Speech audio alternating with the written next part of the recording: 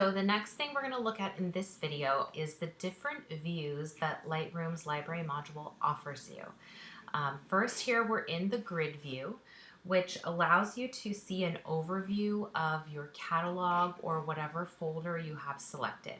So this is the folder I have selected. It's showing me all of the little thumbnails within this image or within this folder.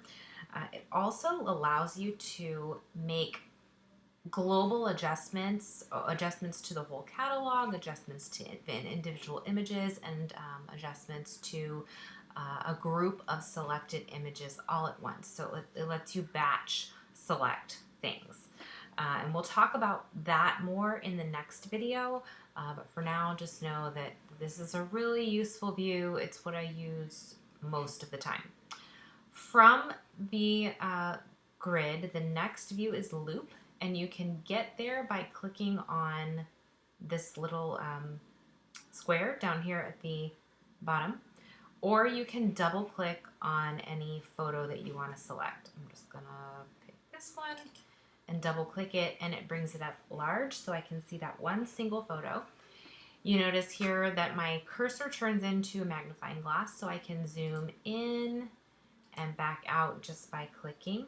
You can also drag it larger just to see something really quickly. You can drag it, click and drag, and it'll zoom it in. You can drag it around, and that's just if you want to check for sharpness or see a detail closer up.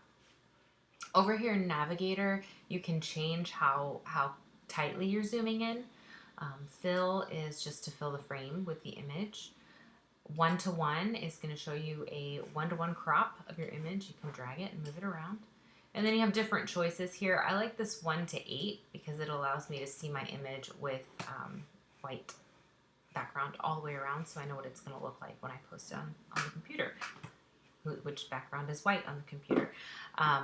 This by default is gray, this background, and you can hit Control and click on the background and change that color. I like using white. Just a little pro tip if you want to change it. If not, leave it gray. That's totally up to you. Okay, so that is the loop view. The next view is compare, and that's the next one down here with the X and the Y. And what this allows you to do is see two photos side by side. So if you have a series of images, it will let you see them, two photos side by side, so you can pick which one is better. So like, let me find one here. Okay, we'll use these. So I have this photo, that's my select. And I'm going to get rid of that one by clicking X, and it's going to default to the next photo in the series. Okay, so I can look at these two side by side and decide if I like this one better or if I like this one better. And I can move down the line in my film strip, kind of deciding which one I like better or not. And I'll show you how to select those in the next video, but for now, this is the view. All right, and then the next view is a lot like compare. It's called survey, and what that allows you to do is select a group of images. Let me go there.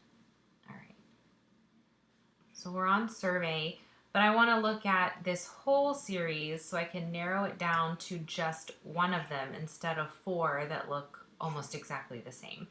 So I can look here in the survey view and see them all side by side, and you can select as many as you want, like so. All right, and to do that, I'm just holding, to select that many in the film strip, you would click on the first one, hold down the Shift key, and then click on the last one that you want to select. Or you can click on the first one here, hold down the Command key, and select non-sequential images if you want to look at things like that. All right. And then the last view is the people view, which is my favorite. And this uses Lightroom's face recognition technology to allow you to tag people in your images, which allows you to search for images of a certain person later. So cool. I think it's amazing. So no one in this particular folder is named yet, but I've named people in this catalog before in other folders, so it's suggesting to me the names of the person that I should, that it thinks is in the photo. A lot of them are wrong, but some of them are right. So it thinks this is my daughter Isla and it's right. So I'm just going to check, yeah, that's right.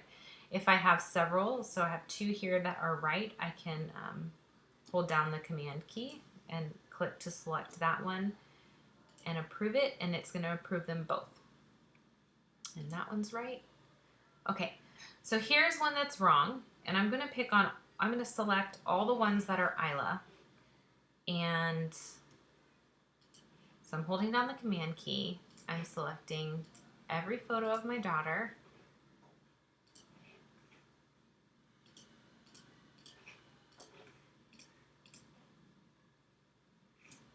And let's see if this works. I have not tried this before, but this one's right, so I'm going to hit check.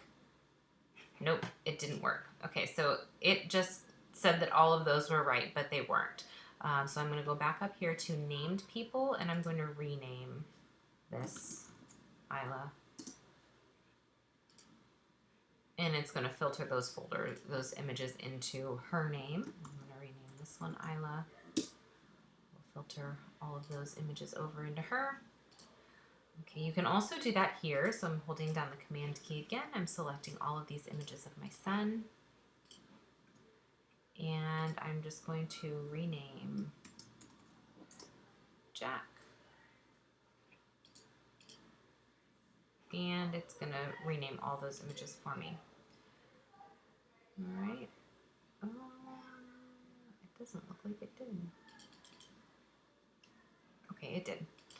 All right, so I've got, if I click on the